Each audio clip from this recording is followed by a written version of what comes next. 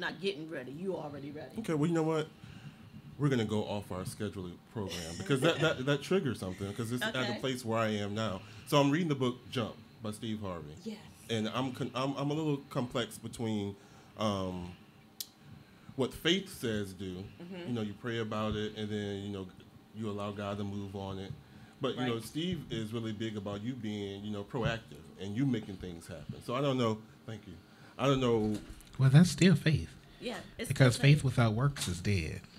But how much works? Because you can't pray God do this and then you do other things. No. But remember, one of the lessons that your grandmother have taught us was do good work. Do good work. And when you do good work, God, he blesses the rest. Right? So you're still working, being diligently, and you're working in your field.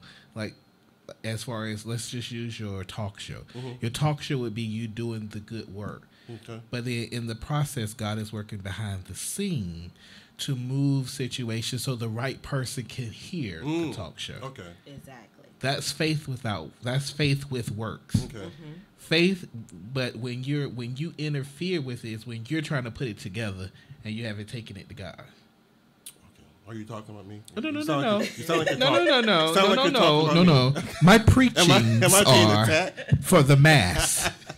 Right. Okay. He's on point because I can tell you, since June, I've been in a season where I've been quiet. Like my best friend, I just saw her Sunday, but I've been idle. But I've been quiet. I've been working, but I haven't been moving. I've been praying. I've been seeking God. I've been doing what He's telling me to do. So that faith with works. Exactly. It has you in a season. You know when that season is telling you where you have to sit down and pray and work quietly and keep your head down. Then you know where there's a season where you'll be in the forefront. Okay. So you have to pray about it. Then you have to listen. And then you have to move. Exactly. Some people pray and move. Well, see, that's me. That's me. Because I pray, I wait 5 minutes, I say, okay, I got to do something. And usually it's the wrong thing. Yep. So you have to pray. You have to listen. Sometimes he'll speak right then and there. Sometimes it may be a day or two, a week later, and then you move. Because the pastor always speaks about, you know, when you pray, there's that waiting season, that season of waiting. Exactly. Right. Okay. All right. Our call and response. We always call, but nobody want to wait for the response. Exactly. Okay. All right. Now back to our scheduled program. Okay. So it's a lot going on that I researched that I want to talk about. First thing that really got me, and it's a couple points here I want to point out. It says, who is most likely to cheat on their partner? Okay. And it reminds me of a conversation that you and I had a little bit earlier. So these are some of the points. It says that regardless of what gender, you know, your partner is, that you may have reason to be concerned if you find a partner who's considerably less than a 10 on the attractive scale. So a Harvard study was done that says the more beautiful among us may be more likely to make less faithful long-term partners. The reason, as you might guess, is simple. Pretty people are seen as desirable by not only you, but by everyone else. So sporting a beautiful person on your arm is almost like waving a biscuit in front of a dog, they said. I remember the conversation we had where I was like, you was like, do I think somebody's attractive? I was like, you know, I think they are, but I would never date them because I would never date anybody who's too fine. And these are my reasons exactly. It was saying like being highly popular based on looks can also make people believe that they can get away with behavior within a relationship that the less physically endowed person wouldn't even try, because it's often taken for granted that the sins of the gorgeous will be forgiven. So, what do you agree? Do you agree that, you know, it's harder to be in a relationship with? And one of the points they made was also that let me see. It said, when made to feel attractive, people who weren't satisfied in the relationship became more attracted to extra relationship alternatives. They also said that being physically attractive is not without its relational liabilities. Flipping this around, getting involved with a partner who is more attractive than you carries its own relational liabilities. So, do you think that, you know, it's hard to be involved with somebody who's like drop dead gorgeous? I don't think so. I've always been the ugly duckling in my relationships. but I always been the one. I don't agree with that. My partner blossom and be as cute as they want to be, but I think it's individual person, because you could be very attractive and still know how to keep yourself from being loose. I think that's just who you are. I think that's a character flaw.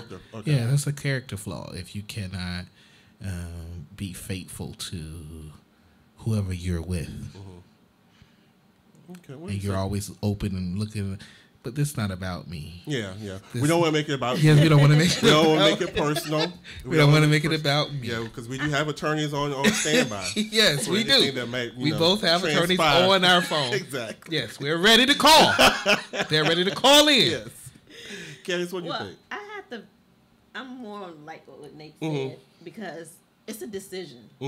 I really think it's a decision. It's morals and values, and it's just your character. Exactly. You're going to decide whether or not you're going to be faithful or if you're going to step out. Yes. It's a decision. And it's a maturity level, too. Exactly. You know, if you're mature enough to be in a mature relationship, then I think you're going to be less susceptible to this Instagram fame or social media fame versus immaturity. You're going to want that fame and you're going to want that feedback because you need that.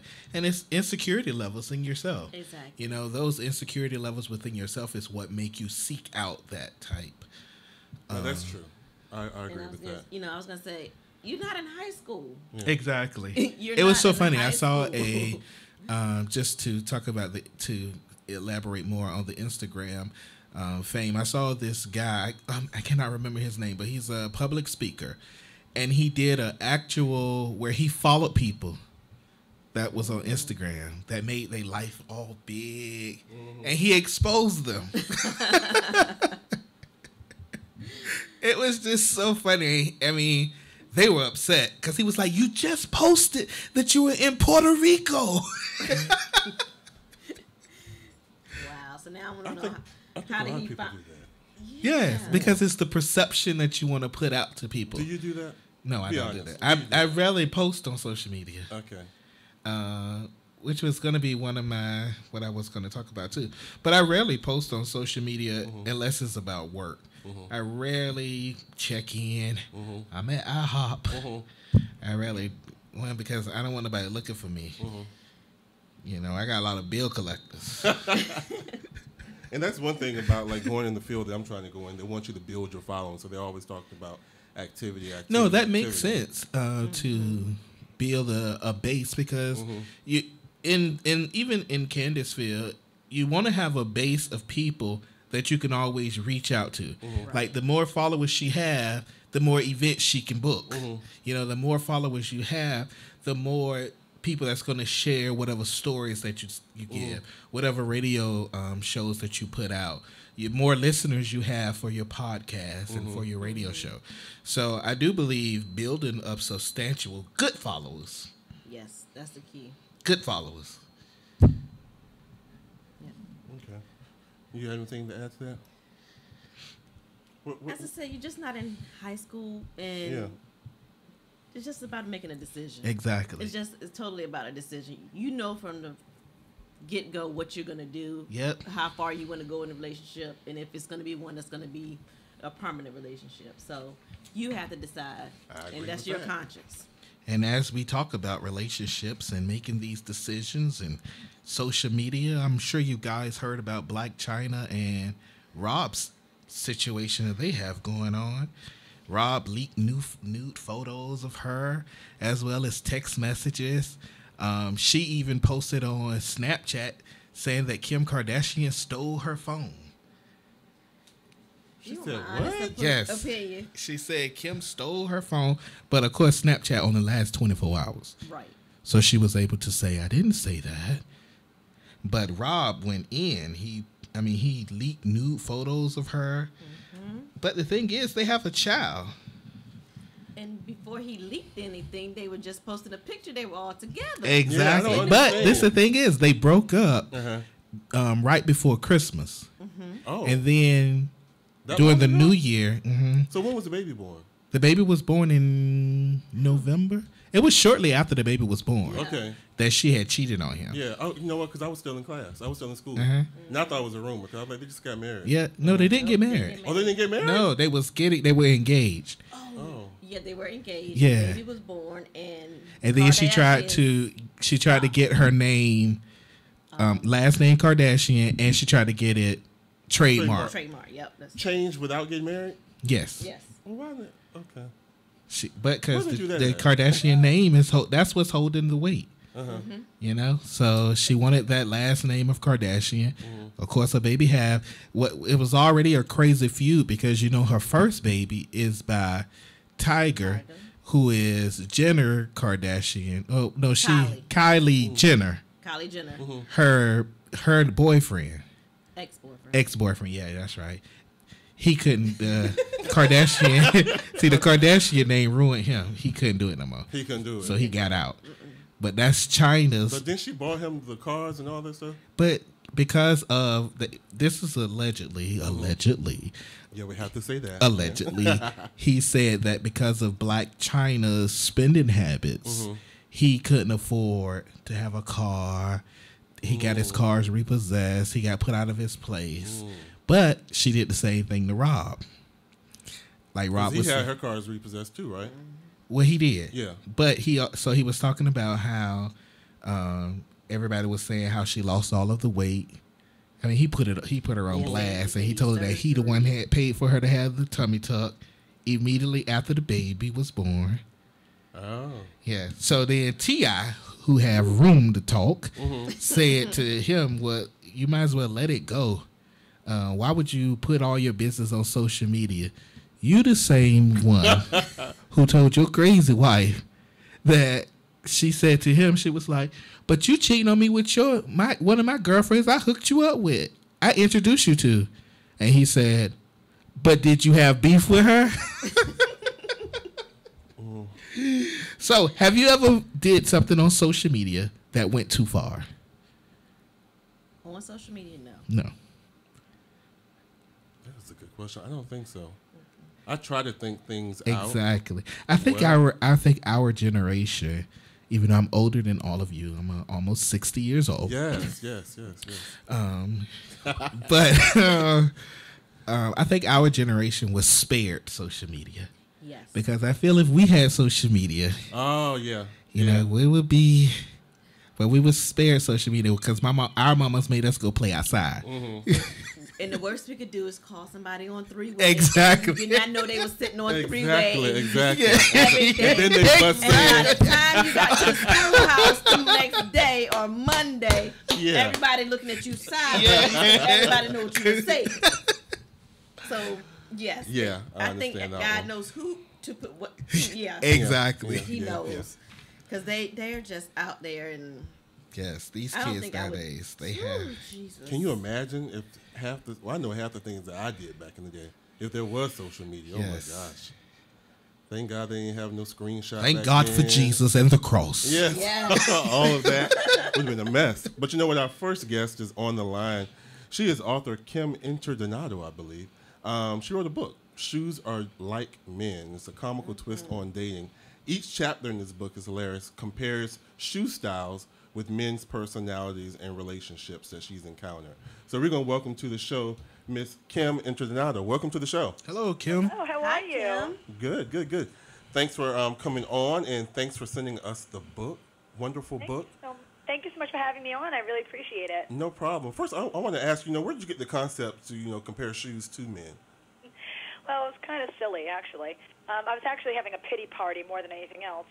I was, driving along, having a pity party for myself. I kept telling my girlfriend, I'm done with dating, I'm done with men, I'm done with everything. And she was the one that told me at a lunch date, you have to, turn it around and, you go shoe shopping. Well, just think about dating like shoe shopping. When you don't like that one, you just try another shoe. And, as I was telling her, I was doing my little pity party and, driving out and, taking myself out to nice dinners because I was by myself. Right. And I got the concept for the book. So what I would do is I would take my computer, all throughout the beautiful restaurants here on Long Island where I live, and start writing. And it was fun. And I was sitting there laughing to myself constantly about this silly book and this silly concept, and it just manifested into a book. I really didn't think it would be. I didn't think it would come out as funny as it did, or it would come out as good as it did. And it really came out to be such a great thing to do. It was therapeutic, also, believe it or not. Wow. So, Kim, you alluded to these experiences that you were having. So what are some of the experiences that you had while you would date online dating? Oh, online dating. I shouldn't say that. It really was. Sometimes I had some experiences really, really good, and some were really, really bad. And then after a while, I felt like it was like an interview. I kept on going on, to this one and this date and this date, and it kind of got like a little monotonous. Even mine wasn't even good company. And then I had to stop online dating for a while because I was thinking so negatively about that. So negatively about online dating, and if you go into with that kind of attitude, you're definitely going to have negative results. And I was meeting some really crazy guys. So, one guy wanted me to cook for him, and and I was, and stupid me was doing it. I'm like, okay. And then, another guy, I sat there and through a date, and all he would say was, "You're hot. You're hot. Gosh. Okay. You're hot." I mean, he was so much better on, online, and he was so much better His in text. profile. Right, and then you get it, and it was like, whoa. Yeah. But women do the same thing. We all put our best foot forward, Exactly. and you got to take everything with a grain of salt. Yeah. But isn't that what you're supposed to do with online dating? You put your best foot forward. No. Yeah, exactly. Even Well, when I put all my feet forward. That's true. I mean, even when you're dating, you got to put your best foot forward too. But it was just like it wasn't the same person. I felt like it wasn't the same guy. Okay. Exactly. It's almost like you're reading the profile over again, trying to make sure you got the right person.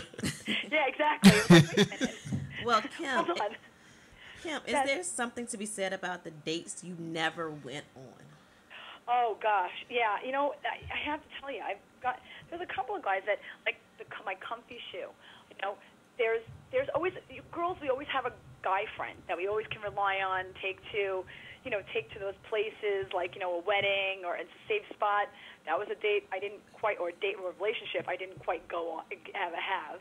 Or the date that I never went on was a guy that never. He never called me back. He's like, yeah, we're going to go out. We're going to have a great time. And all the chemistry was there. And we never ended up going on a date. I was like, sitting there like waiting by the phone going, how come this guy hasn't called? How come this guy hasn't called? Is it me? Well, so do you online date now, or did it totally kill your appetite for it? Yeah, no, I think I'm done online dating for, I'm actually in a relationship right now. But, okay. Awesome. Yeah, so I'm dating now, but... Did you meet them online? What? Did you meet them online?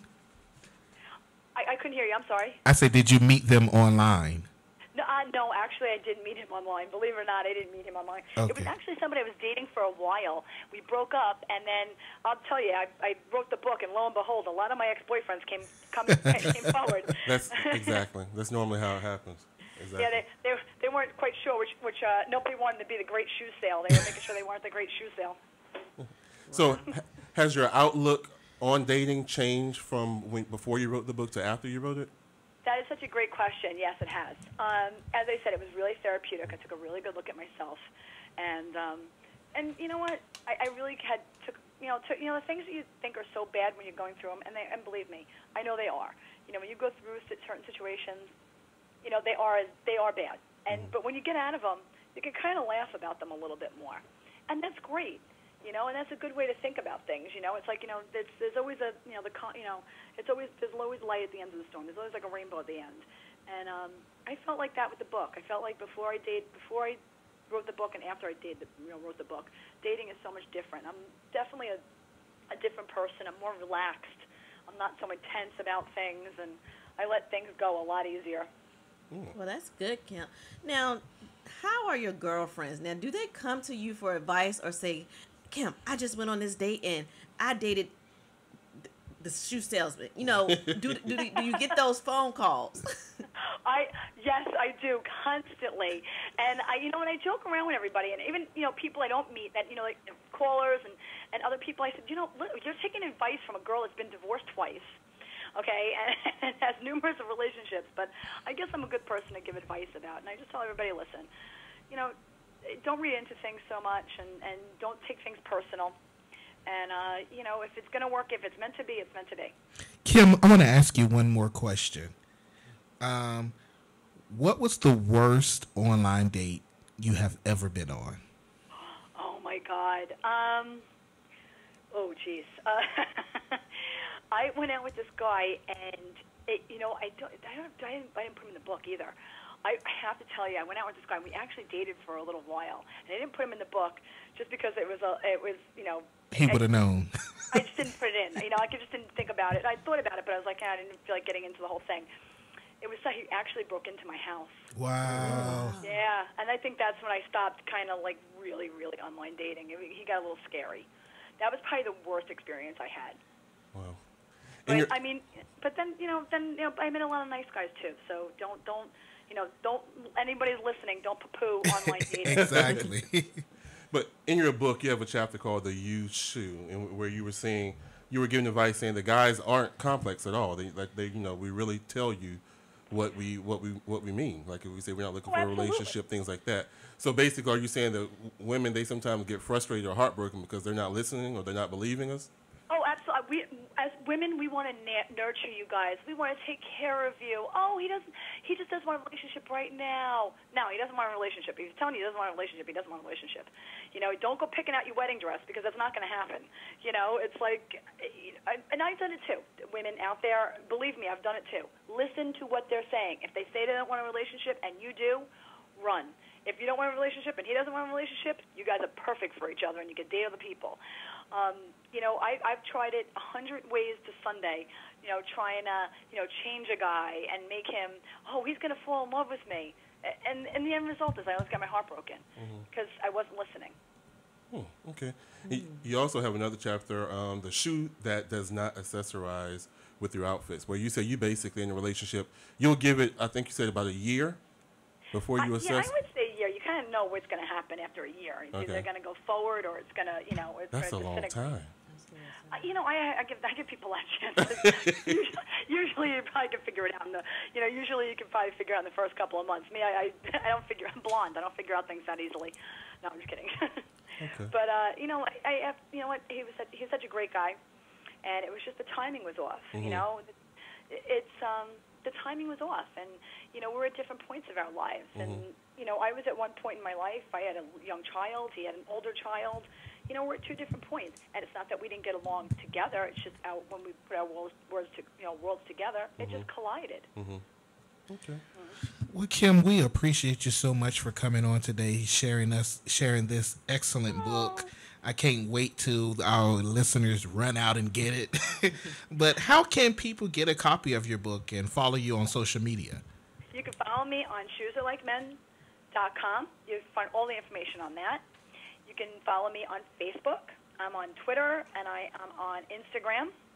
And you can always contact me via email, and that's on the shoesareLikeMen.com. And the best way to buy the book is Amazon. Excellent. And if you can write a review, I'd be great. I appreciate it. The reviews are great. Go look on the Amazon reviews. They're great. Everyone's giving me 5 stars, and it's a funny book. I guarantee you're going to laugh. Awesome. Thank you so much for coming on, Kim. Thank you so much, guys. You have a wonderful, wonderful night. You as well. Bye-bye. Take care. Bye-bye. All right. Candace, have you ever online dated before you met your husband? How long you been married? No, sir. Never online dated. I've been married for this October to be 13 years. Oh, wow. So online wasn't even there. Was online there? I don't even think it was there. Yeah. I don't even think it was there. Would you, I mean, you said like you would be against it. I don't know. I think right now, I say it's too much work. It's too much going. Oh, yeah. It's too much work. You don't know who you're going to get. Yeah, that's true. And then trying to trust people. And put it like this. It's 50-50 either way. Whether you meet them in person or somebody sends you on a blind date. Right. But I was like, I'm glad I'm married because it's just too much. It's too much work. I just don't understand why people don't stay married. It's just something, You got to work. You do, and everybody not meant to stay married. Exactly. Did you have a topic? No.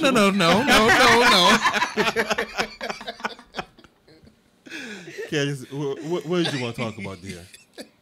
Well, first I'm gonna say it takes a lot of work. You have to communicate. You have to communicate. You have to communicate. but all relationships aren't meant to stay in unless you're on one accord. Yeah, exactly. Or equally yoked. You're right. Unequally yoked. And of course, if there's any abuse or violence, then you got to go. So we have to understand that. Now we're gonna go in a different direction. Go ahead on, Candace. I'm going with you. Take us.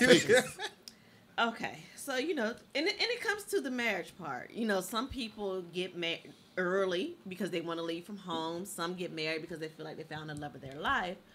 But then what about the ones that just push the children out the door? Yes. You just push them out the door before they're even ready. But are they ever ready? I know grown men who are still lingering.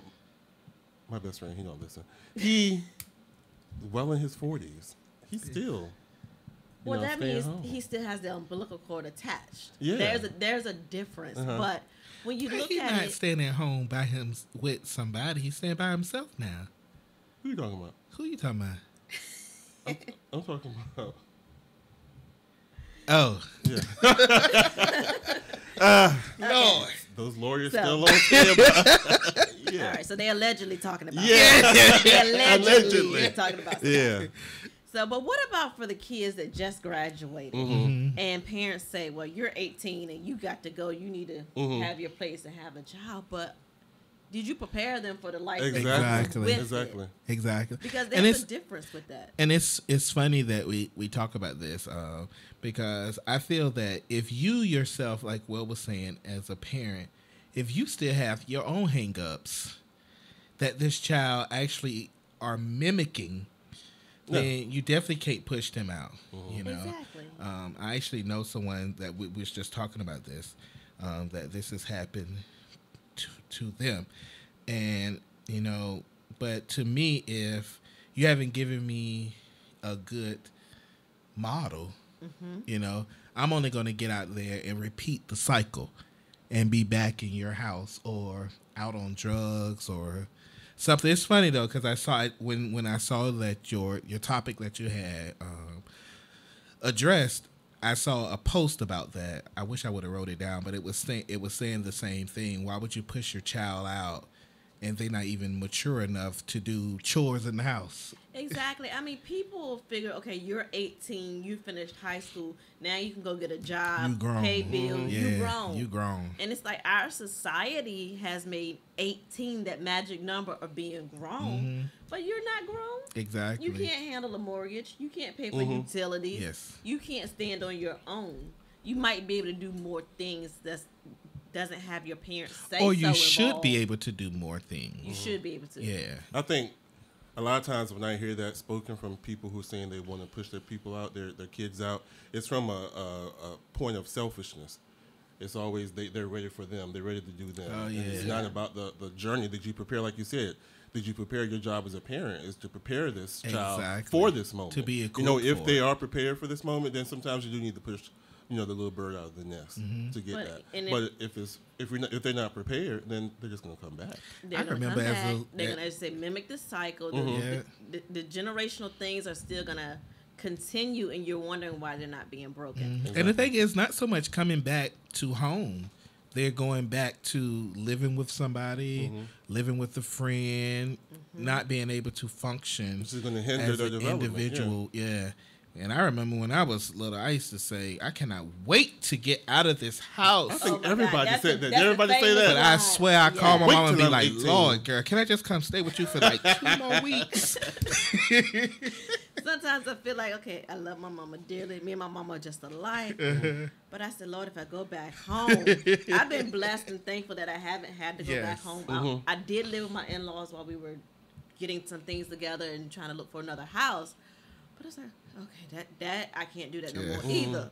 Because, I mean, once you get to a certain point and a certain age, your personality's not necessarily going to clash, but you know how your comfort level is. You're at the place of independence. And then your mama still thinks she mama, which she is. Yeah. Yes. You know, she's still mama. Mama said. In control, mama. Yeah. Where they calling you, Nate. Lord, she wants some water. But you're right about that because sometimes I tell my mom, I say, look, I can't even come here just to visit you. And I got to do this, some work, this. But I love my mama dearly. Exactly. So you're going to do them. You're going to do it anyway. I'm like, Mom, really? Like, you waited till I got here to just do this. I'm like, even it got to the point where the dog knew when I pulled up, he ready to go outside. I'm like, because you walking in. Yes. He knew how you know I was coming? Yeah. Like, I don't want to go outside. She told me. Exactly, she told me. But yeah, we got to prepare our kids. Yeah. We got to prepare them for this life after high school. Exactly. Because I was talking to one of my students. She's graduated, and she's like, I was not ready for this. She's at home, not forced to move out or anything. But now she's got her wake up. And I just talked her through it. And it's like, you're going to be fine. But the kids need the foundation. I don't care what anybody says. You can't rely on the school system. Yes, I'm in the school system. But it starts at home. It really does. It starts at home. And you have to make sure. You do go through that initial reality shock. Yeah. Yes. What is it, reality And you got to shock? make sure that they can manage money. Yeah. Balance the checkbook. Everything's online. Yes, I know we have mobile banking and all of that.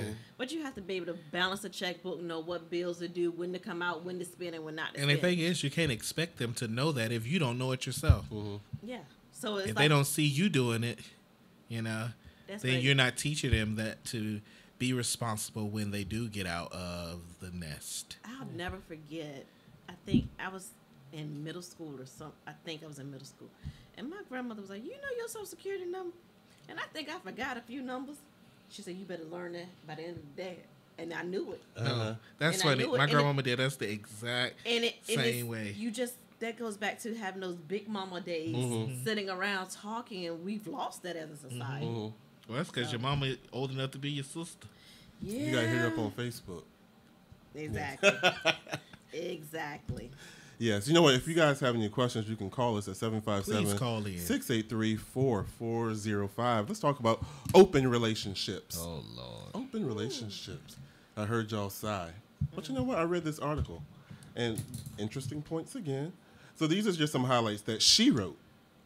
The lady who's endorsing is a female. So she said, understanding non-monogamy has given her the insight into why people struggle so much in relationships. She said when she talks about open relationships, she's also not talking about cheating, because she says a strange way, cheating actually only belongs to monogamy.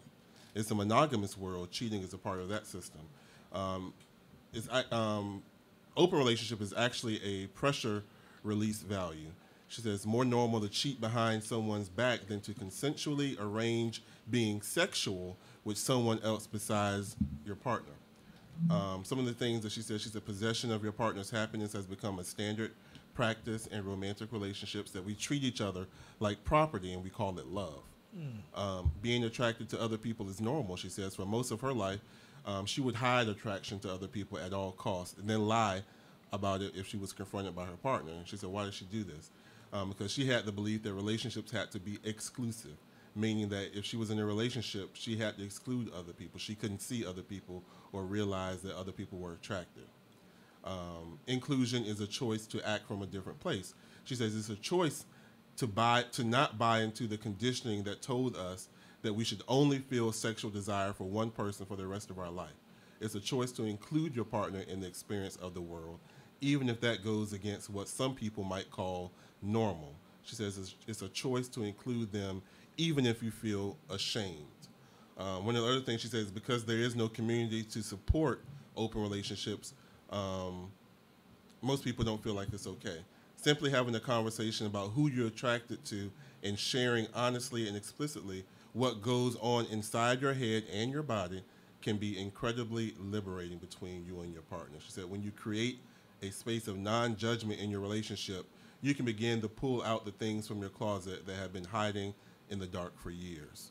Could you be in a relationship that's open? And see, all of that sound good until somebody's feelings get hurt. Yep. Once their feelings get hurt, then all of How that would their done feelings went get out. hurt? Because nobody can, if you see your partner or even desiring somebody else, it's going to hurt your feelings. Because it's almost like, oh, I'm not good enough. So unless you find somebody insecurity? and it's crazy because you can't find, people like to feel, oh, I can be in an open relationship. They fooling themselves. But I feel that a lot of the points that she said are true. Just in a relationship, you should be open. You should be able to express your attraction. Of course, you have to be. You don't want to be rude or disrespectful to your partner, but you should be able to be like, "Man, Candace, finding them jeans." You know, and it was so funny. I don't know if I told you, Will, about a friend of mine on Facebook. He had posted that, and he was like. He told his wife, he was like, "Man, you better be glad I love you because I met this girl tonight and she was fine." And she was like, "She was fine?" She said, "She was real fine." And he was like, "She was smiling at you, what?" And he was like, "Yeah, she was smiling. She wanted this." She said, "Oh, you should have brought her." Never mind, it's Facebook. Funny. So, could you and your husband joke like that? Could you comment on? No. Could he comment? No. No. Well, put it like this. One, we would not have an open relationship. I mean, it's human nature. You're going to see somebody and you're going to think they look good. Exactly. That's human nature. But he barely posts on Facebook.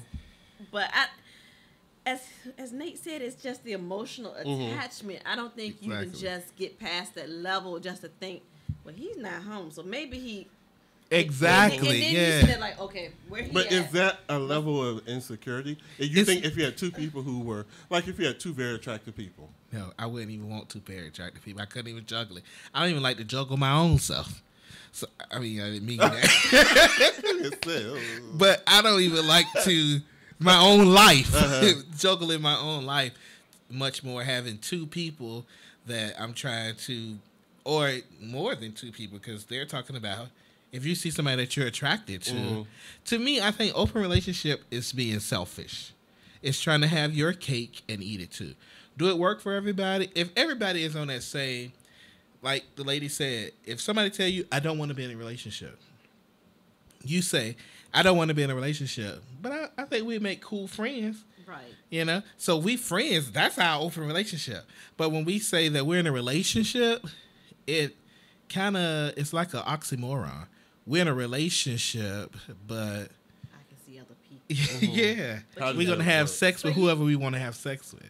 But then it's like, okay, I don't know what you bringing home. I don't know what they doing. Yes. I'm like, If it comes to, that ain't cool. Because if you think about it, it was two scenarios. One, Monique was talking about this. The comedian, she talked about it openly.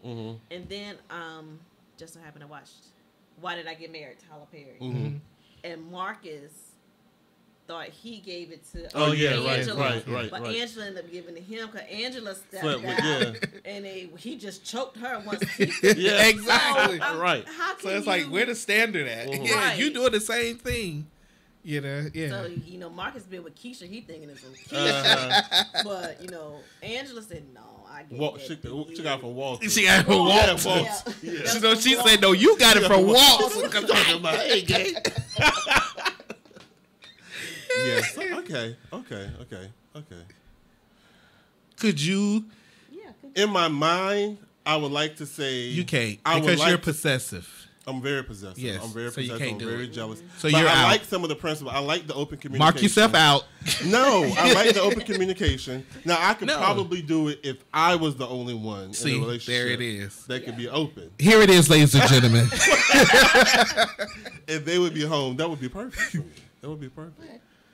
But that's not an open relationship. That's just you being nasty and selfish. Right. Okay. That's just that you're cheating. Then. Yeah. That's basically it. Yeah. Okay. All right. Nate. So my other point that I wanted to bring up was I saw y'all. I don't know if y'all like Kevin on stage.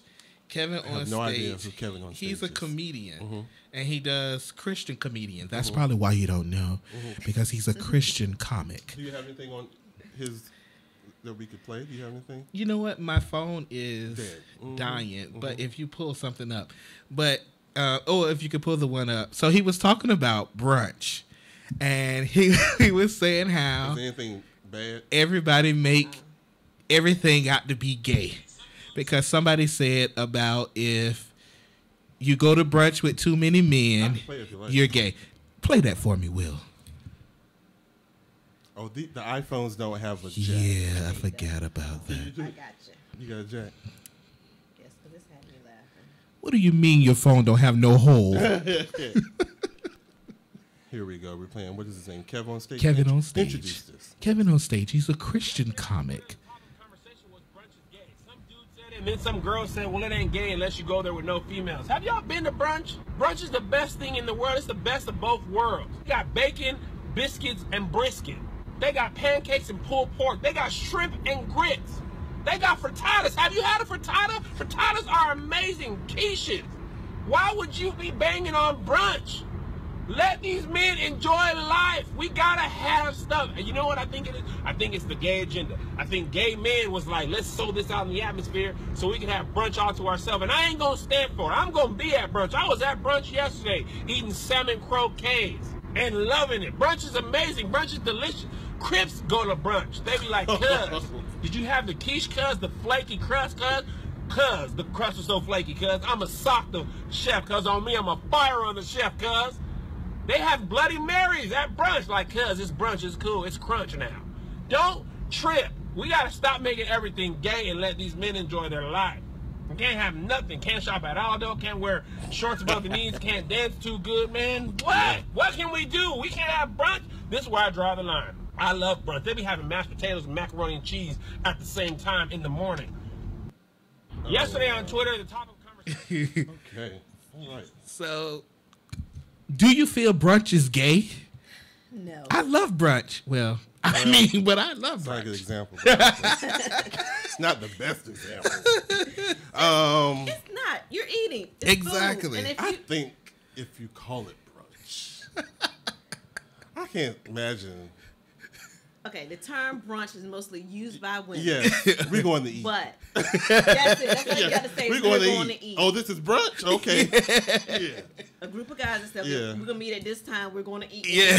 Yeah. So we can't say, man, let's go to brunch. Yeah, that kills it. Man, we going to brunch. Yeah, that kind of kills it. But yeah, eating around that time frame, that sounds a little bit more. Like, I guess you would you know, say. this place served this meal. Uh-huh. And they serve this. Uh-huh. They got the pancakes and the frittatas. The menu usually say brunch. Yes, but yeah. I but love. you read past that word. Right. I love You brunch. just look down. Do you hear me?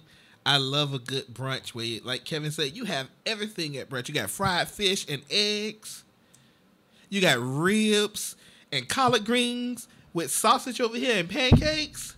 That's too much. That gave me a stomachache. Yeah, that just gave me I love stomach, it. too. What was the name of the place in Portsmouth? I was so upset when they closed it down. Oh, Man, I can't remember the name of it. I don't keep wanting to say Uncle Louis, but They it's not had Uncle the Louis. best brunch Yeah. in the land. Yeah. Well, it's fine for you. Swan Terrace have a good brunch too. Swan Terrace? Yes. Oh, yeah, they do. They do. Candace. Well, okay, we were talking. Yeah. Yes, brunch. And believe it or not, you know, everybody loves brunch. Yes, they do. Everybody loves I do love brunch food, yeah. I do. A wider selection. My topic. I thought this was. I always say people in office, they don't connect with the community. Mm-hmm. Because I totally don't understand how in Chicago, this is supposed to start in 2020, that the school system, the governors and all of them, are going to require students to have a plan in order to get their diploma. So in addition to completing all 12, 13 years of school, you have to have a plan as of what you're going to do, which I agree, you do need a plan when you leave high school. I You like mean it. after high school or during high school? After high school, Okay. in order to get your diploma, and they're going to check up on you to see if you stay with I like it. I like it. I like it. You said, is it only in Chicago? in Chicago. I like it. I like it. Especially So- for Chicago. Don't bring it down. Don't bring them inside here. I was getting ready to say, Yeah. it might work in Chicago, It needs to work. in It, Chicago. it definitely, definitely needs to work in Chicago. but being in the school system, trying to get kids just to complete Finish 50 school. hours Okay, I of get community that. service, 'cause now in the city of Suffolk, in addition Oh, to really? doing You have your- to? I like that you too. have to do 50 hours of community service But I like Throughout it. the... your high school year. Now, how many people don't do that? They've met it. This was the first You have year. to. You Okay, have to to. get your- To get your Do diploma. you have, like, listed places or... You have places that I they like list, it. or if you know somebody. You like or- it because you already got yours. So if you have it, whatever they do, long as they have 50 community service hours by their senior year, by that deadline, they will graduate. So for us, I was thinking, okay, not only do they have to have 50 community service hours, but they also have to have a certification, some kind of endorsement. Like I teach with the customer service and sales. That's their endorsement. So this is for all career and technical education. But I think it's making you more well-rounded as an individual, as a young person. So that goes back to when we were talking about your parents putting you out at 18. I think so. If you were put in that situation or placed in that situation, school has prepared you. Where your parents didn't, which most of us, when you think about it, our mothers made us do things we didn't want to do. You know, you had to go to the church and give back to the church bake sale. You know, my mama used to like to do lunches for cancer patients, and she used to make us go with her. You know, so I think that this gives the kids something else to do other than play video games, to be on social media and look at their phone. But especially for Chicago, with all of the crime rate as what it is, you know, I think a lot of times kids lose focus after school because they don't have really much to do. Right. So, well, I'm going to go join a game because that's hot. That's what's in. So I think for Chicago, that gives them a plan to say, okay. Matter of fact, I was speaking with a lady, and that was one of the things that with this particular program that they have, they put you on a plan, and once they finish the plan, they come back and check up on you to make sure. Okay, well, you told me you wanted to buy a car about this time. You wanted to do this just to make sure, and it's for grown folk. So I know for kids to have that somebody behind you backing you and making sure that you're, you know, doing the right things, I think it will work. Right. So now, in the article, of course, not everybody is seeing it. So exactly, you know, when I open up, that's why I went the route that I went, because everybody's not seeing it, because they're now saying the dropout rate is so high, and that they should be focused on the dropout rate versus having this plan in place. So, being devil's advocate, they're both important. No, they really are. They're both important, but how can we stop that person that's on the edge of dropping out because of now they're not focused and they don't like coming to school and life is hard? But what is this another thing to push them to drop them out? And that does make sense, because if you're not a person who have it in them to go do community service, or you're just a lazy child like me and you don't want to do that, then it may make you shy away or shun school. But in Ohio, I'm not sure if y'all knew this, in Ohio they're allowing the kids to do hybrid school, which is working. I saw on TV where they have, did you see the thing about the free home education now? Oh yeah, I saw that too. K through 12? Yes. I was like, oh really? I don't know if I like that. That takes discipline. That takes a lot of discipline, because you're I don't think at it's any home. difference than online school. But the thing is, online school take discipline. I can't do online school. I do it one. Yeah, but that's because you disciplined to sit in front of a computer. If I take online classes, I'm gonna read the question. What do you need? Okay, let me see what Facebook says. So that because your mind would be like, okay, I'm doing exactly. I done text about 20 people. Exactly, and you're still on that same one question, trying to figure it out. Yeah. Oh, it all plays a part in having the support, the maturity, and the mentality to do it. Now with Suffolk, so you said they have to have a certification. Yours is in customer service and sales. So what are some other ones they have? There's the WISE testing. This is from the accounting classes, economics and personal finance. Okay. But I like that, because I was thinking maybe it was like giving people who are after graduation won't be college bound. But I think that is what it's giving you, some sort of trade or skill. It is, because you can actually take this, put it on your resume. Oh, okay. And then it's certified for 3 years. No, as long as you renew it, you don't have to take the test again. Okay. And then, one good thing is, if let's say we do have that student that's not going to go to college, because everybody's not going to go to college. Right. If they qualify, they can go to the Prudence Center and take get Courses. With cosmetology Linda. classes, culinary classes. There's different classes. Cosmetology.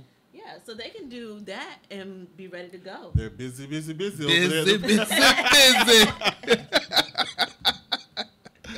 Yes. Yeah, so I mean, it's good. Yes, I thought. Okay. Maybe not. I think that's our second guest. She's calling a little bit early. Okay. But second guest, she's here locally. Did Oh, not know wow. that. Her office is right on where Shaking Crab is in that area. I wonder if she got some shaking crab And today. she's on the board of directors for Monica, Oh, my former client. yes. Yeah, And what was her name? Monica. I mean, what was the name of her company? It is Still Hope. Yeah, exactly. But Okay. it's changed over to Journey to Success. Oh, okay. Yeah. Okay, but I guess maybe she's gonna call back a little bit Later. later. Yeah. But okay, let me ask one of these questions about you. Well, we were talking about on the way the KK rally, the KKK rally that was in, I think, Charlottesville this past weekend.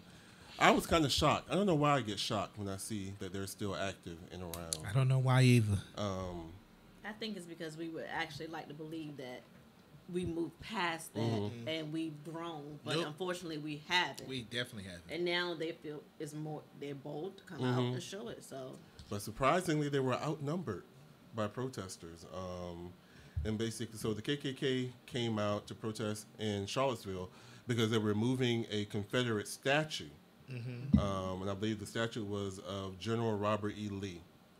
They were going to remove it, and they were going to build a monument that were for the slaves that used to live in the city. And, of course, the KKK didn't like it. One of the people said that, I just want to say that they, the Klan, represent the past, and we represent the future. It said during the whole thing, 23 people were arrested during the protest. So I want to know, are you surprised? I guess you guys already answered that the Ku Klux Klan are still active and are... And the only reason why, in my mind, I believe that they were outnumbered in Charlottesville because it's an educated town, right. and it's mainly mainly students or people who have migrated and lived there because they went to school in Charlottesville. But the school is University of Virginia, right? yes, Yeah. but it's a massive school. It's almost like going to where Radford and Virginia Tech is. It's inundated with college students and Virginia Tech alumni. Right. So, of course, when you have smaller towns like that, like if you went to Cambridge and you have everybody that go to Harvard, it's easier you're going to always be outnumbered in these type things. Right. Plus, you still have people that they want to be with the KKK, but they on the side what you say. I mean, that's why I thought take we would it see down. People who were Take it behind down. Suits and stuff. Exactly. Yeah. But I'm definitely not surprised by it. I was telling Will that in New Orleans, so I guess everybody is taking down the Robert E. Lee statue because in New Orleans they were taking it down as well. And the man, he was like, well, if you're going to take down the Robert E. Lee statue, you need to take down the Martin Luther King statue. That's two different. But why? Because Martin Luther King was for everybody. Right. And he was for civil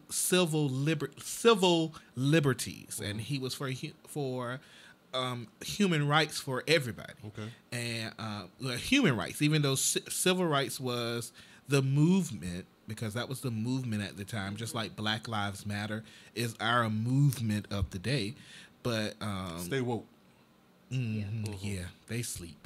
But that was his movement, and it was just that during his period, African Americans didn't have the same privileges versus Robert E. Lee, who enslaved. He was about slavery and about the Confederate to keep down for the white agenda. So of course, you wouldn't take down Martin Luther King, who was for the betterment of our nation, versus, I mean, even if that would be like saying, because what's the guy named Kennedy? Kennedy had a lot of things that he did as well with the African American community, hence why he got shot, allegedly. I would like to say allegedly. No, he didn't allegedly get shot. No, I'm saying that that was conspiracy, that it was because of African Americans really? Never heard that. our things that he did for our community. So that's why he got shot, but allegedly. But I do believe, so that would be like saying, because we memorialized him, we would need to take him down. But that's not going to happen. Right. Okay. That's going to start a whole Exactly. another movement, whole another wave. It just perpetuates bad feelings when you walk around and you have something of negative connotation up in your state or city, and you know what it was about or what they were about. So, question. They say history repeats itself. Exactly. Do you feel we're in that time? I do believe we are. It's just it's done differently. But I do believe that I think they're becoming smarter, and they're not being as bold like they were back. They were really bold back then, where they did it in your face. Now it's more behind your back, and you be like, "This, wait a minute." Yeah. You know what I'm saying? So, well, we didn't hold the positions that we held back then. I don't think there weren't enough. Oh no, we definitely didn't hold. We didn't hold positions. Period. You know, Shirley Chisholm, she tried. She tried. I mean, she did really good because I think she won her Congress seat. But you know, Shirley Chisholm ran for president. Yeah, Yes, right. she did. And she did really well as an independent candidate. If she had relaxed her hair, she probably would. Yeah, she probably would have won. Probably would have won. Do you think now that with the people in Congress that's been there for years and years and years, do you think it's time for them to step down and have a new voice? They're going to die off. Yes, they will die off. Yeah, they'll die off. But that is true. We do. But I think a lot of new Congress is more verbose, and not verbose, more loud. Active, proactive. Proactive. They don't just sit back. So they don't just sit. Yes. More active. Even though the Supreme Court is becoming more conservative now. Yes, they are. Now that's what we have to look out for. Yeah. I really don't think. I don't think just the universe, whether you want to say God or what. I don't think we're going to go back too far. I think there are going to be a lot of things that threaten us. Like I don't think the current administration is going to be able to take us back too far. We've gotten through a lot. Right. As long as we hold our ground, and if we continue to do things in a way that allows us to protest, allows us to make changes. And not be crazy, not be radical about it. Not being radical, not being where we crazy. actually prevent change. Them right. Exactly. Right. Exactly. You know where our next guest is on the line. I'm excited about this interview. It's Christine Bacon. She actually is a graduate of here. She's also a graduate of Old Dominion University. We have the same degree. Actually, she has a degree in communications as well. She's also the author of The Super Couple, a formula for extreme happiness in marriage. She is a board member of the Still Hope Foundation, which is also the Journey for Success, which is my good friend Monica Diggs is the director of that. So we're going to welcome to the show Miss Christine Bacon. Welcome to the show. Thank you so much for having me. I'm really honored. You are so welcome. And I teach there, too. Oh, you do? For the listeners. I do. I teach the communication courses there that I used to take. Oh, wow. And I feel privileged to shape a whole new set of students. Or I could say warp. It's kind of fun to do that, too. So do you teach classes for the new, I was considering taking what is the new master's program?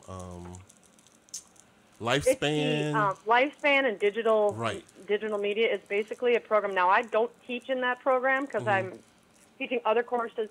Actually, there's even a course I teach. They're based on my book, The Super Couple. But I do know our master's program in Lifespan and digital communications teaches people how, I'm not articulate about the program fully, but from birth till death, ways of communicating for all, age groups, issues facing all age groups. Is a generational program, and that is just a teeny-beeny touch of that program. But Okay. It's extremely popular. Yeah, Dr. Beck had approached me about a possible assistantship about that, but I could not. He's an amazing teacher. Could not make sense of what the degree was for. So yeah, okay, all right. Yeah, don't hit me up on that one because I'm not going to do it justice. Although I'm always referring students to it. Awesome. Because I know Tom Soha has done a marvelous job of heading up the program, and students in the Honor Society and a lot of students in my class who are part of that program are just speaking its praises. So, communication is something we all do. As you know, you got your degree in communication. Yes. It's something you cannot not do. Exactly. And, I mean, again, that's why I wrote that book. I think most marriages fail because of poor communication is one of the many reasons. Right. Anyway, enough of me. And you're here local, and usually we talk to people overseas and in other states, but you're right here in Hampton Roads, correct? I am, and I absolutely love the area. Yes. I've been here in Newport News. We were for 5 years, 2 years in Italy, came back, and we live in Virginia Beach. And I've been privileged to teach at ODU since 2011. Well, that's awesome. After I got my doctorate. Awesome. So you wrote the book, which is what we're here to talk about. And in your book, you said gendered brain differences what do gendered brain differences have to do with extremely happy or super marriages? So I needed to know this this is really a couple cool in years this ago. feminist day and age where everyone wants to. Let me jump ahead to what you're saying here. And people can shoot stones at me if they want. But what happened is years ago, for all much of society, it was male patriarchal, the male way of thinking, the male way of doing things. The linear school system, believe it or not, is more of a male's brain way of doing things. And then starting the 1960s, and actually probably earlier with the suffrage movement, the women's suffrage, everything started flipping to the other side, saying, we don't need men. Women are all we need. Women are the best. Women are awesome. And what's happened is we've started to emasculate a society of men, which is ridiculous. And you as men there, you know what I'm talking about. Exactly. And so you feel like you always have to defend yourself. For instance, the fact that men desire sex 6 times more often than women. We make jokes about that, but then it makes you feel like you're a pig or something because, every time I look at you and I see how beautiful you are, I want to have sex with you. Right. And so the brains are wired differently. And so when I start teaching my students of whether they're taking a marriage class or a seminar or in Old Dominion University, I start talking about actual structural and hormonal differences between the male and the female brain. Why do men desire sex 6 times more often? Why are men stimulated visually? You can look at a woman and be aroused within 2 minutes sexually. I hope there are no children listening to the show, by the way. It's so They need to Mom, learn. turn off the radio, But women are not sexually stimulated visually. A naked man can walk past us, and we're like, dude, put it away, Really? I'm going to laugh at absolutely. And that's what a lot of men say to me. They're like, really, you're not? And you guys have girlfriends or have had girlfriends, I'm guessing, right? Yeah. Once upon a time. What Go ahead. do you think makes them aroused? What do they say, oh, you make me happy when? Can you just use in your own relationships? What do you think that is? What is it? What do you think it is,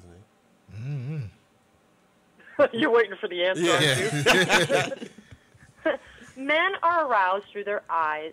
Women are aroused through their ears or through their mind. So I always talk. And it takes a man an average of 2 minutes to be aroused.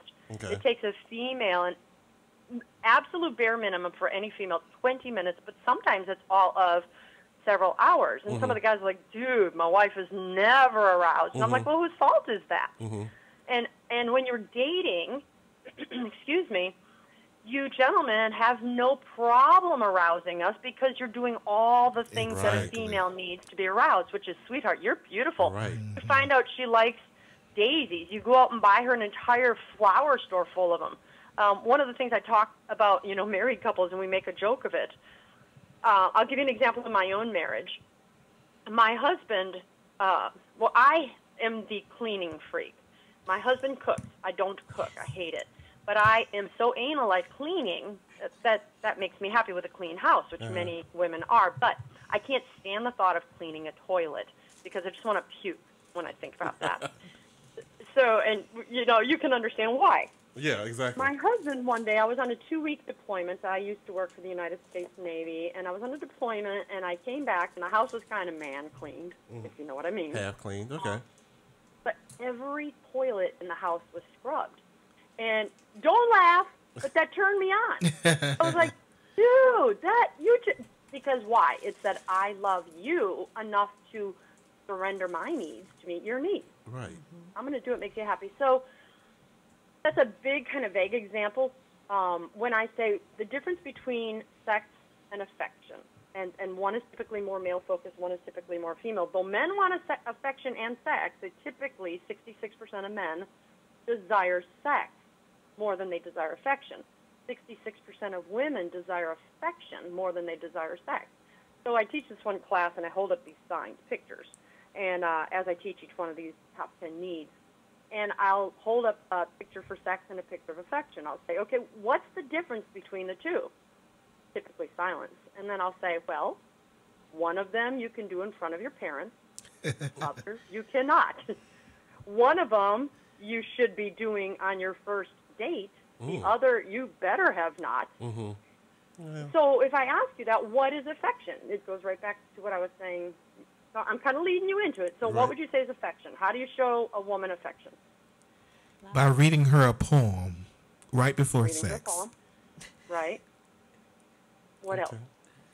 Anything where she's going to hear it. You stimulate her through hearing. When I hear it, I think about what I guess in the younger days we used to call game. You know, what are you saying? What's your rap to the girls? What are you feeding them that's turning them on, that's stimulating them? And you say a guy has good game because of what he says to women to get them to, I guess, surrender, get in bed or whatever. Telling her what she want to hear. Yeah. Telling her what she wants to hear. And the better part, which make a marriage sustain, because the whole point of my book is marriage. We've really made a mockery of marriage these days because our generation, sadly, has made your generation believe that it's worthless or it doesn't do anything. But when you have the richness of a marriage, it is so much better than any kind of dating relationship. But in that marriage, you know, I go and I say those same things. You got game when you're dating. Do you maintain your game That's the key. when you're married? Right. And if 20 years from now you realize that every day you wake up, you need to be on your game if you want to get her in bed, you know, get your needs met that night or that week. Start on Monday if you want to have sex on Wednesday. But if you're telling her on Tuesday, you're going to have sex on Thursday. Too. And I talk to women.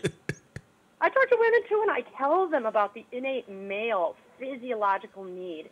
And you guys will understand this. Stop me, by the way, if you have other questions. But you understand this. Because if a male is so wired to have sex with the woman he loves, and we get mad at you, and we fight with you, or whatever. It's like, dude, I'm not giving you anything. Or I'm just too busy. Let's even get past the fight, guys. Let's just get past the fight. I love you. You and I aren't fighting. We're actually very happy. And I say, Will, honey, I love you, but I got this test tomorrow. Or, Will, I got that project. I don't have time for this. Or, Will, the kids are driving me nuts. And if I find things have a higher priority than meeting your sexual needs, what happens is I'm making a man one of two things. You're sexually frustrated because you love your wife and you don't want to go out. You don't want to step out on her.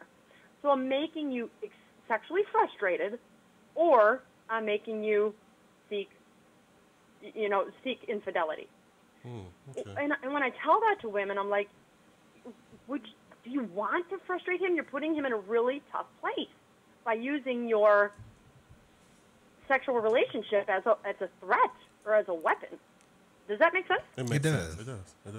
Well, Dr. Bacon, in your book, you mentioned something called the wife box.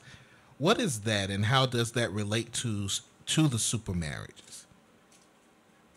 So it sticks in the gender conversation that we're having here. There's a really funny comedian who talks about, and he's a marriage speaker, and he talks about the differences between the male and female brain in a humorous way, by really saying males have compartments or boxes in their brains. And if you think of it this way, if I can get academic on you, my students don't seem to mind when I speak this way. Go with me here. All our brains are the same. You got your left hemisphere, your right hemisphere, and then the corpus callosum. That's that divider down the middle. Right. And I usually call that corpus callosum the freeway system that sends messages from the left brain to the right brain. So when you're in your mom's womb, when I was in my mom's womb, the left hemisphere is sending messages to the right hemisphere back and forth, right? Right. But a male baby, while he's still in the womb at about 8 weeks gestation, has a massive shot of testosterone hit his body, and it singes the pathways in his corpus callosum to greater or lesser degree, which means the male's brain no longer speaks the left hemisphere to the right hemisphere. I always make a joke in my seminar, so does that mean a man only uses half his brain? Ha, ha, ha. But if you want to think of it as compartments, and you guys will be like, too, you're totally on this here. Because your left hemisphere doesn't speak to your right hemisphere, when you go to a quote-unquote box in your brain, you stay there. So I'm saying, hey, Will, we got to talk about the finances. So Will is going to go to the financial brain. You're going to go right to that box in your brain, like, I'm ready. Let's talk finances. I start talking finances. Well, okay, before I give you this example, let me tell you this. The females had no such singeing of her corpus callosum. So after she's born, her left brain and her right brain are still speaking to each other. Okay. So if something starts out in her left brain, it can easily connect to something in the right brain, which connects right back to the front of the brain, which goes to the back of the brain, which goes back to the left, to the right, to the front, to the back, to the front. You right? Right. It's like this little boomerang that's making all these connections, why women are supposedly multitaskers. So you got this guy, any man, he goes to that finance box, and she starts saying, honey, let's talk about the finances. I was really frustrated when we started talking about the bills yesterday because I wasn't prepared to discuss the budget. And when you mentioned, spending money on our vacation, oh, by the way, the vacation this year, we got to put a down payment on it. And it's like, oh, you know what? I talked to the credit union. The credit union said they got a special promotion. It's like, oh, you know what? I thought Sally was at the credit union. Right. You're laughing because you get it, don't you? Yeah, yeah. So a woman's not trying to annoy the hell out of you guys. We're really not. It's just that our brain is going, and you're like, sister, honey, well, are we done with the finances? Yeah, exactly. Are we done the finances? Because Exactly. I'm ready. Exactly. Oh, and we make you men crazy. Can I get an amen? Do we make you crazy? Amen. Amen. Well, Dr. Bacon, why do you think Yeah. why do you think this book has been so popular with men? Because of what I'm talking about. I'll get to that white box question in a moment. It's been popular with men for this reason. When I first said how our society's kind of gone pro-woman, anti-man, let me ask you, does Old Dominion University offer a men's studies department? No. They offer women's studies. Yes, they do. And so right. what we have done is we've invalidated the male. We've emasculated him. As long as we have his sperm, we can procreate. We don't need you. Wow. It's popular with men because I go ahead and I hand men back their cojones. Can I say that on the radio? Yes, you can say that. Again, I hope those parents turned off the radio. But it says, ladies, you need men. They provide something that we can't provide. And then you need women because we provide something. Right. And I'm not going to be politically correct. I'm going to tell you how the male brain is more designed for protection. A man feels his testosterone raised when he can protect a woman. You're walking down the street and a bus is coming. A man is going to push a woman out of the way, and it will make him feel good. If a woman pushed a man out of the way, he'd want to commit suicide because he's going to feel like he's just been emasculated. Right, exactly. Does that make sense? It does. Almost like when your mama put the arm over you and you You're say, a little blurry. Hold on, you're a little blurry. I can't hear you. I say almost like when your mom put her arm over you when she's in the car. Yeah, exactly. How does that make you feel when she does that? I want to knock her arm off. That's right. So, Mom, I got this. Yeah. Mom, I'm cool. And I have grandsons. My grandsons they start out the same as my granddaughters. And I'm like, oh, look how pretty you are. You're grandma's special girl. And the girls are like, oh, look at me. I am so pretty. And they thrive on that comment. When you say to a boy, oh, you look handsome, they're like, dude, leave me alone. I don't care. When you say, oh, let grandma help you with cut your pork chops, the little girl will sit there and go, okay, because girls' brains are wired with the hormonal differences and structural differences to like to be taken care of more so than males do. I don't want any woman calling in and saying, well, that's not me. I like to do it on my own. Yes, that doesn't eliminate our need for independence. Right. That's not what I was saying. But my grandson, he's 2 years old. He said, I get it. I do myself, Grandma. It's the difference. At an early age, yeah. At an early age. It's nature and nurture. But if you want to go back to that wife box. Yes. This is so important for marriages. If I could say one thing on this radio show that I want your listeners to remember is this wife box thing. So guy's got a box in his brain for finances, and a box in his brain for football, and a box in his brain for sex, or 6 boxes. And he's got a box in his brain for whatever's interest him. Because the male is designed for conquest, he's going after the job. You seek that job, I'm going to put all my energies into that job, and once I get that job, I check the box. And anything I say incorrect, you guys, because you're men, feel free to correct me. Okay. I want that degree. I go after that degree. I'm single-focused on that degree because I'm in the degree box. Right. When you're going after the pretty girl, you are so single-focused. I could even talk just about your vasopressin. The vasopressin is the monogamy hormone. And the monogamy hormone, when it's high levels, especially in the first 6 months of a relationship, a man can be so intoxicated, so focused on that girl that another beautiful girl can walk past naked, and granted he might notice her, but not usually. It's like if a girl is flirting with you when you are in those first stages of a relationship, it just doesn't matter. Is that true? That's true. If you're like really hot on this girl. So you're in the wife box to say, when she says, I do, I love you, I'm marrying you, you've got me, although it's not something you intend to do, your brain hormones change. It's like, check the box, I won the pretty girl. Next, let's move on. So you stop focusing on the girl, and the young lady in your studio there can give us an amen on this. You are like, okay, I love you, baby, I got you, you're in my life, now I got to work on the job. Now I got to go focus on the bills because I love you so much. I'm going to go work to bring money home to do whatever I can do. Right. But what happens is you focus so much on the other things to check the box that you forgot to focus on the wife. And the very things that made her fall in love with you was the fact that you were focused on her. There's a chapter in my book that says, I want to be the center of your world. And I say, you don't necessarily fall in love with a person as much as you fall in love with being the center of someone's world. We love being your everything. Yeah, exactly. So the wife box, I say to men, what happens in many marriages is you go to one of your sex boxes. Maybe I want to have sex. And it's like, we women over time, if you just want sex but you haven't given us affection, you want sex, but you haven't given us romance, even in a healthy relationship where I'm like, okay, fine. After a time, we women begin to feel like you don't desire me, you desire sex. And since we're married or you're with me, I'm your only option. And we tend to feel like a piece of meat. I've heard so many women say that to me when I've, mentored them or coached them. And so often the woman will say, I don't want to give you sex because you do not make me feel loved. And we go back to the first conversation we had. Right. So the wife box was so important. I said to the men, if you focus on the sex box, you'll lose that and the wife. But if you focus on the wife box, you get them both. If I feel like my husband, Dan, 34 years of marriage, if Dan is surrendering his needs, like, Christine, I came home today from a trip to D.C. There's flowers on the table. He knows I love flowers. He doesn't care about flowers, but that made me feel loved. And it said he's focusing on the wife box.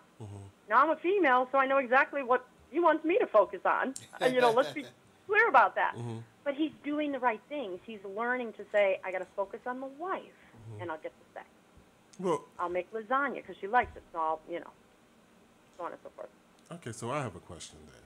So listening to you, it sounds like you're saying that, so once the man, he gets the wife and, he's won her over, a woman does not want necessarily, she prioritizes him still placing her at the top priority versus becoming a provider. So she doesn't want the guy who's wait a going to minute, go what do out you mean? he doesn't because want you're like, him to provide. Because you're like, after he gets the woman, now he's in career mode. He wants to pay the bills and everything. I thought, that would be what the wife wanted as well. Well, that was an example of, just one example of my focus will be on my job. So many men go, I love my wife, so I'm going to work really hard so I can buy her a really big house and, take care of our kids. And the wife likes that. Oh, absolutely. But what happens is if he focuses so much on that job, and most of you men are doing a great job going, I'm focusing on my job for my wife, but if you forget that you need to spend time with her and balance that while you're on that journey, it loses its I just worked with a young man, and he was madly in love with his young lady. And he said, I just want her to understand that all the time I'm working, I'm doing it for her. If she'll just leave me alone and let me bust my tail for 10 years, and I can have all of our finances in order, then I'll have all the time to devote to her. And I said, honey, if you think she's going to wait 10 years for you to spend any attention on her, you're going to lose her. You've got to find a way to work hard, balance your desire to protect her because you love her, your desire to provide for her because you love her. You've got to also stop and smell the roses. Spend time with her. Let her know she's still your beauty. Let her know she's still the one you love. Let her know she's, you still got game by making her smile. Does that make sense? It does. It does. So when you're saying the balance, it's basically like the women have to balance the career, being a mom, taking care of the house. The men have to balance working and focusing on the wife and everything else at the same time as well. Because I want to be careful about not putting into a box that a woman has to be in the house and a woman has to take care of the kids. If the male is the one who, focuses on the kids and the woman's the one working on the job, just to be clear, because about the examples. But if there is a somewhat split of balance in the household, let me kind of go back on the women, if you don't mind. Okay. We women tend to do the same thing to men. Instead of making our men feel like they're the rock star in our life, we tend to start focusing on our children. Yes. And we make our children our first priority. And does any of you guys have kids? Not really. Not really. Okay, not None really. that we're claiming in the air. Well, okay. If you had the child and you realize, men or women, you fall in love with those little things. Yeah. And so my daughter and her husband right now, they have a 2-year-old and a 2-month-old. And they both agree that they're like madly in love with their kids, and they have to work at their relationships with one another. And the reason I drove up to D.C. is because I wrote that book. My marriage almost failed. I realized how important it is for date night. And so I drive up there to say, you guys better bust your tail staying focused on each other as a priority so that you can be there for your kids. So my daughter, Jessica, is actually the woman who focuses so much on her job that I'm like, stay focused on your husband and not just your job, not just making money, not just career. So just wanted to clarify that because I don't want to sound like a sexist. Okay. But you are correct in that, the women have their focus, but we want to make sure we are still desired by the men. Men don't necessarily have a need to feel desired by their women. You guys can correct me if I'm wrong. Yeah. But most men just want to know that you still appreciate me. You see that I'm busting myself. I would agree with that. Yeah, that's true. That's true. Cool. So regarding fidelity in these super marriages, so do you think super marriages can withstand infidelity situations, or do you think marriages are super because they've never had the encounter or deal with those type situations? I'm so glad you asked that question. So glad. My husband and I have been married 34 years, and our marriage has weathered infidelity. A couple of the super couples I interviewed have withstood infidelity. 50% of couples who have withstood infidelity have gone on to have happy and thriving marriages. Why? Because they realize what they almost lost. Oh, yes. So many of us. And actually, that's part of my newer ministry at this point, is having worked through that in my own marriage. And in my case, I was the cheater. I was the one who left my husband. I was 21 years old. I was stupid. I had this man, and I'm going to take responsibility, but I had a dude play on me. He was 30 years old. I was 21, and I was perfectly happy in my marriage. And So first thing I want to tell people is infidelity does not always mean you're unhappy. It means you don't have good boundaries. You don't understand. Yes. So many of us believe that, like me, I thought, if you're madly in love, you can't possibly love anybody else, which is in the beginning of my book under faulty assumptions, because I'm not the only one that's thought that.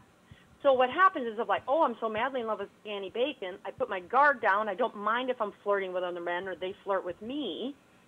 And then little by little, if your husband's too busy or you're not focusing on each other like I was just discussing, all of a sudden those same hormones that rose, we call it the love cocktail. There's 11 hormones that make you stupid in the beginning part of your relationship, which we could go into those in a whole radio show all by ourselves. Mm-hmm. Well, those same hormones start coming, and like the vasopressin I talked about, it's a monogamy hormone. So all of a sudden, anybody who's had an affair because of that hormone says to their spouse or whoever they're cheating on, I never remembered loving you. Well, the brain doesn't allow you to remember loving the other person. The brain causes you to think that this love that I'm feeling for this person at this time is better than anything else I've ever felt. Exactly. That's why infidelity is, when I work with couples now, I work with standers and prodigals. The prodigal is the person who's cheating. And it's really a humbling thing, because I tell people, just wait. Work, pray for your prodigal, be there, let them know I'm not giving up on you. And it's a very counter-cultural stand to take, because everybody else is like, dude, go be happy he doesn't treat you that way, or she shouldn't treat you, or you deserve better. And now, for your listeners, because it's a primarily college-age level, I'm going to make sure to say this. What I am talking about right now is within marriage. If you have made a vow, you need to work on standing through infidelity. However, for you guys and most of your listeners, if your boyfriend or girlfriend's cheating on you and you haven't even gotten married, that's a whole different set of standards. If they're willing to cheat on you before you marry, you might want to consider marrying someone else. But that's a whole different conversation. Luckily, my demographic is actually 30 and above. Yeah. Okay, so, cool. Yeah. All right, great. Because here's the thing. If you knew that you knew that you knew that leaving your current spouse would make you happier, I might even be willing to say, go for it. But every single person, almost every single person who cheats, they come off that love cocktail high, they wake up one day, they've remarried the second person, or they've left their spouse, or they're not remarried but with the second person.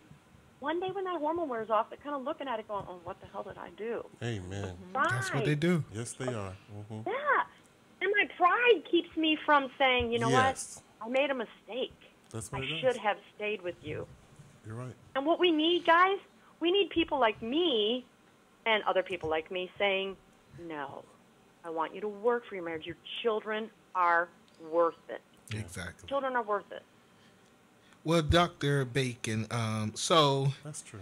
Knowing all of this and, reading this book and trying to digest it, would you say that every couple can become a super couple, or is it only reserved for the lucky few? Yeah. Oh, I love your questions. You guys are awesome. You either read this book or you're just really smart. It is absolutely 100% of anybody who follows the super couple formula. I have worked with people who were abused by their spouse. Oh, wow. And that spouse, I don't want you to stay in an abusive marriage, but I didn't. You're going to want that person to get help. And we can get that person help if you... Anyway, so let's get past that. If you follow the super couple formula, it can't but make you extremely happy. Why? It's sacred. S-A-C-R-E-D. I'll give the secret away right now. I witnessed 100% of these men did the same things. 100% of these women did the same things. For those who haven't read my book yet, I was married in 83, passionately in love, filed for divorce in 87, passionately in hate. We were separated 4 years, got back together. We didn't take any marriage training. Marriage sucked. I got my doctorate in marriage communication, and that's when there was a particular question that made me see that 35% of these married couples were checking extremely happy, and I'm still not checking the happy box. I'm crying. I'm like, what does that look like? And that's what made me start interviewing these couples. I needed to discover, was it accidental? Did they just get lucky? Or is there a formula? You guys, I was so happy. I know the radio show doesn't give me enough time, so I'm just going to say it. It didn't take but 5 couples to go, oh, my gosh, there is a formula, because they're all answering and doing the same thing. So what I started doing is implementing this formula in my own marriage, kind of consciously, kind of subconsciously. My husband, not realizing he was a marital guinea pig, kind of started reciprocating. Now, remember, we went from extremely unhappy infidelity to getting back together. I prayed for him to die. No one pities a divorcee. We all pity a widow. He didn't die. And then all of a sudden, I'm doing things like super couples did. And we have gone in a short time from unhappy to happy to very happy and even extremely happy many days, not every day. And so absolutely, that sacred formula, SACRED, the very first one, if I only have time to tell you one, is selflessness. And instead of saying husband-wife, well, I'll say husband-wife. 100% of the husbands surrendered their needs to meet the needs of their wife. 100% of the wives surrendered their needs to meet the needs of the husband. What's that look like? Danny Bacon is a hunter. Danny Bacon wants us to go back to Wisconsin. He loves the cold weather. I get depressed. I don't want to go back, even though that's my home state. So Danny had a lot of job opportunities in Alaska, in Wisconsin, and I did not want to go back. He forewent those opportunities to stay here in Virginia for me. Why? He surrendered his needs for my needs. What that does is it raises my oxytocin level, which makes me happy. It's affection. It says, this man loves me. But then it makes me go, how can I be selfless? Exactly. What can I do for Dan? And so he likes hunting, and I hate his ugly deer head. But I'm like, you know what? Come hang your deer heads in the house, even though I don't like it. Why don't we go? We just went to Wisconsin on a vacation because he wanted to, and I told him, I go camping with him and stuff. If every man surrenders his needs to meet the needs of the woman, it leaves all her energy to meet the needs of the man, and that's the first step in a super relationship. How can you not be happy? Wow. I could give you the rest if we had time, but that's up to you. I don't know what to say. Well, Dr. Bacon, you have shared a lot on this evening. It's thank you. Thanks, guys. Awesome. It has been awesome. Can I make a shameless plug for a class I teach? Yeah. Called, Well, I think she was actually going to give you a chance to do that. Yeah, I was going to ask you to do that for us. Can you tell us how to get a copy of your book and how people can follow you and about your classes and your radio show as well. And your radio show. Yeah, all right. Just the short and skinny is my radio show is called Breakfast with Bacon. And you can listen to that Fridays from 11 till noon. Very excited because I got an invitation to the Steve Harvey show. We don't yet have a date. Oh, wow. That is awesome. Really cool. But my website is Breakfast with Bacon. It talks about my super couple seminars. You can see about the book there. The book is sold Amazon, Books A Million, Barnes & Noble. Get it online. It's cheaper than if you get it, anywhere else. Old Dominion University bookstore sells it. Oh, wow. Hard copy right there. I teach a class called Communication in Close Relationships, and my book is one of the primary texts. And I'm just honored because someone else wrote the course because she's a professor at WODU, Dr. Joy Francis, and she thought the book would be very appropriate, and I was humbled. And the students are absolutely loving it. And, it's ranking. It's the #1 selling book at Kohler Publishing right now where I had the book published. I'm just honored. God has been really good to me. Yes. You know what? I don't even know you, but I want to say I'm proud of you. Marriages. That's good. Really good. Well, thank you. Yeah. I really appreciate what you guys are doing, just helping to spread the word. If we can save all these marriages before they start, what a turnaround it would be in our society. Exactly. Thank you so much for coming on the show. I really appreciate it. Guys, and good luck on Steve Harvey. Oh, thank you. I will contact you when I have a date. How's that? Please. I mean it, really. Congratulations, Dr. Bacon. Well, thanks, gentlemen, and keep on doing what you're doing. And ladies. Thank you. Thank you. Have a good night. You too. Take care. All right. Bye-bye. All right, bye-bye. She was good. That was a lot of good information. It was. I think I'm going to get the book. You should get the book. It makes you think. Yeah. It really makes you think. And I like, she broke it down. Like, I'm going to get the book too. Super couples.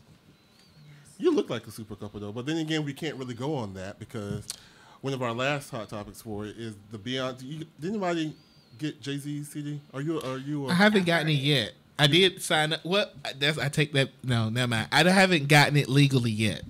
Have you heard it? Yes, I have heard it. Is it good? Someone sent me the link. It's good. It's pretty good. It is. It's pretty good. It's really good. Okay. Jay-Z is a musical prodigy. Okay. Well, I guess Lemonade was supposed to be. I don't. For some reason, I just can't believe it because I can't see how they're so private. At least Beyonce's so private. How would she air all her business? But that's how that's artistically done. Yeah, Yes. but It's not like the Black China and Rob. Exactly. Where all the dirt They didn't was take just it to thrown social out there. media. They didn't do that. They but did she it tell in it. their She way. tries to. But the thing this is, image. but what's the greatest part about being artistic is not autistic. Yes, artistic is. Oh, which one are you? Go ahead. Is that most people didn't even get it for what it was. Which one? Lemonade Okay. or well, I guess now you can reference the Jay-Z back to Lemonade. Okay. But most people didn't get it for what it was. They just got it because it was hot. The Beyonce. music sounded good. It was Beyonce. But then when you cross-reference it and you really sit down and listen to the lyrics, You like, oh my God. Jay-Z. So in it, he deals with the details about his marriage with Beyonce. And he says how things went wrong before they went right. Sometimes he said that he didn't have a good example of how a man should be in a relationship. I guess he's referring to his father or whatever. He speaks directly to a time when he was on the boat with Beyonce and how he had surprised himself because he was getting upset that she had to leave. I guess he was getting feelings. And also there was a argument. They were on vacation. They had like one of the biggest arguments they ever had. And he was realizing then that he was about to lose her. I think one of his lyrics, he said, I just ran into this place and we built this big, beautiful mansion of a relationship that wasn't totally built on the 100% truth, and it starts cracking. Things start happening that the public can see. Then we had to get to the point of, okay, tear this down and let's start from the beginning. It's the hardest thing I've ever had to do. So I want to ask you guys, are relationships hard for you? If so, I would say. why? If not, why? I would say they're hard. They are hard, but they're good. It's worth it. Mm-hmm. Because, for me, example, 13 years is a long time to be, or 14 years, because we've been together 14 years. You grow, you evolve, and you have to do it together, but you also have to meet that person where they are. And if you don't, you can lose them. You have to have an understanding of that person. And just like Dr. Bacon was talking about the affection, the love. Maintaining that. You got to maintain that, but it's going to go to a different level. It's going to go to a different space for you and your significant other, your husband, whoever it is. You got to learn how to communicate. And in order to communicate that, what you like before, you may not like now. Exactly. True. So you got to communicate that. And as far as Jay-Z and Beyonce being in the limelight, they were basically in a glass house. Yeah. And you got to put on this perception. We got to go to the red carpet here, the party here, the paparazzi here. So they're going to have to like, okay, I just had an argument with you before I got to get out of the car. But when we get out, we're going to look like everything is good. They didn't get that behind the scene closed doors. Exactly. So a relationship is work. If it was easy, everybody would be in one. Yes. But you got to communicate and know that it's going to evolve and grow, and you got to be willing to grow and evolve along the way to meet each other's needs and also to understand each other. Yes. It's funny that I read an article, or no, it was a blog that said the fight with Solange, the big fight with Solange and Jay-Z created 2 awesome CDs. But for me, I don't think of course a relationship is hard work because you have to be selfless and to put somebody else's needs and wants and desires above your own, all while trying to keep your own sanity and your own who you are. But I don't think that for me it would be hard work. Now it would be because I don't know, I'm a different person now. So I don't think a person would like me in a relationship. How are mean and surly? I am very mean and surly. I'm mean. I can't believe that. I am mean and hateful. And I just don't my tolerance is so low now. And I don't know. I I can't give of myself anymore. And you know, it's the same way with my friendships. It's crazy. If you wasn't in my friendship box before and you try to get in now, I can't even, it's crazy. I can't even be friends with somebody. Well, because like, I'm not going to call you back. Well, okay. I'm not going to keep up proper dates. Oh no, I'm bad. I'm really bad now. And someone had alluded to that before with me. They were like, you were bad before, but you're even worse now. But maybe you just gotta work on it and get to that point where you can. You try. have your guard up. Your guard is up right now. I'm old. I'm old. The only thing can happen now is the rapture. I'm just waiting on the rapture. Yeah. It can work out. But yes, I just think that for the two of them, as we said, being in that glass house, being in the forefront, the limelight, sometimes you ask yourself, is it worth it? Just to be a celebrity? You know, that's what you always wanted to do, but the stuff that comes along with it, do you really want to go through it? Which is probably why a lot of celebrity couples of that magnitude don't last. Don't make it, yeah. Right. Yeah. But what do you think, Will? Do you think relationships? I think relationships are worth it. I'm all one for relationships. I love being in relationships. Relationships, yeah. See, that was the problem. You can only do one relationship at a time. But I like relationship. One. A single. Yes. They do take a lot of work. I think the first couple of years, the acclimation time is the hardest. It is. But I believe beyond that, I was in a relationship for 16 years. And I think looking back, like she said, you wake up one day and you're like, you know, why did you get rid of it? I've had those days. And then I've had those times when I'm like, it happened for a reason. So, but I think, you know, like you said, once you put so much work into it, and there's a time when you get to a point where you're in your mojo. You know, you get a groove of everything. And I think And I think you have to also understand that not saying every day is going to be a bad day. It's not saying that every day. You just have to know, like, what makes that person happy, what makes you happy, what type of day it is. It could be exactly, you know, everything is good.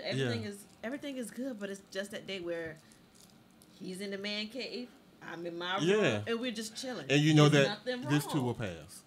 Right. Yeah. You know, you might have this day. You might have a disagreement, but you have to learn how to communicate. Yeah. And I think that's the biggest part right there is to communicate. Because sometimes I would tell you, I'm the type of person like I want to talk it out right now. Oh, I'm like that too. And I'm the type of person I need to cool down. Because I'm going to try to hurt you if I say it now. Because I can't go to bed. Exactly. Because let's talk about it right now. But then I had to learn. You know, you learn that it's true. You can't talk about everything right then and there. You got to give that person their space. Their space, and I did. And then that was never learned. It will come together, and you be like, okay, cool. You know, you able to hear each other out and understand. So you just got to balance it out and hear everything and keep everybody out your business. Right. And it's true. And one thing I learned about a relationship, you got to know when you heard the voice of God, because. Okay. In my last relationship, they swore God spoke. Look at the time. Candace, how can people follow you on social media? Oh, the time is pressing. We're past our Mariner minutes, as you said. I love me some Mariner minutes, don't you? Yes. Okay. Shout out to Pastor Mariner, yes. church family. We love them. I can get him back in the studio. He was here before. Yes. My great friend.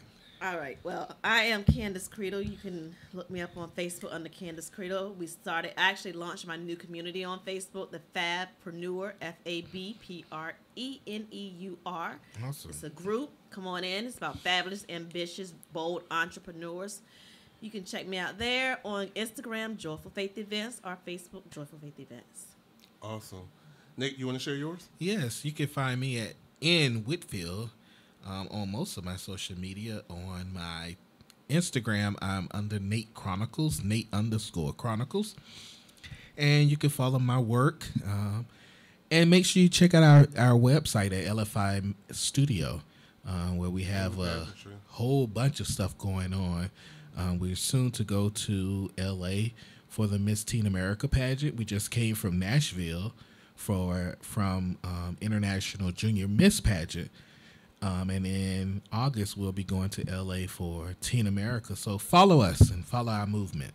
That's Oh, right. and let me say, Joyful is spelled Joi, not with a Y. It's Joiful Faith Events, and the website is joyfulfaithevents.com. So Joiful Joyful Faith Events. That's right. That's right. So next week, make sure you tune in. We have Mr. J.L. King, who, if you guys remember, a couple years ago, he wrote the book On the Down Low. Well, he's written a part 2 to the book, so he's coming on the show next week to talk about that, as well as Angela, her last name, but she's talking about guerrilla love, basically guerrilla love techniques. She's written a book about that.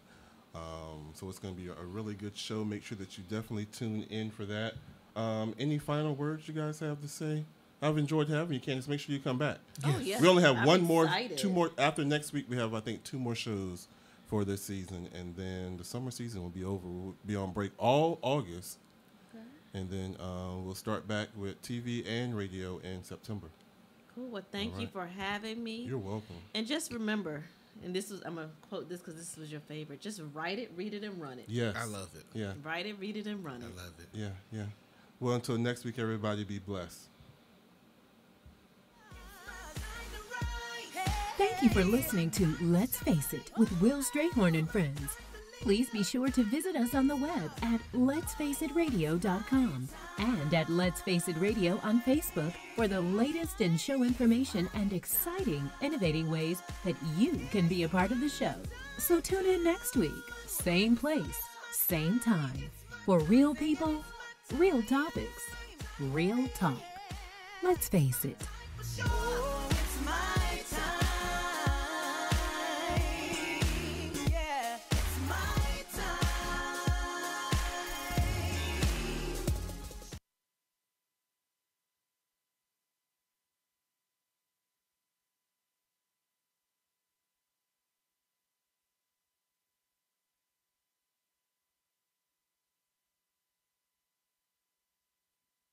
You're tuned in to WODU.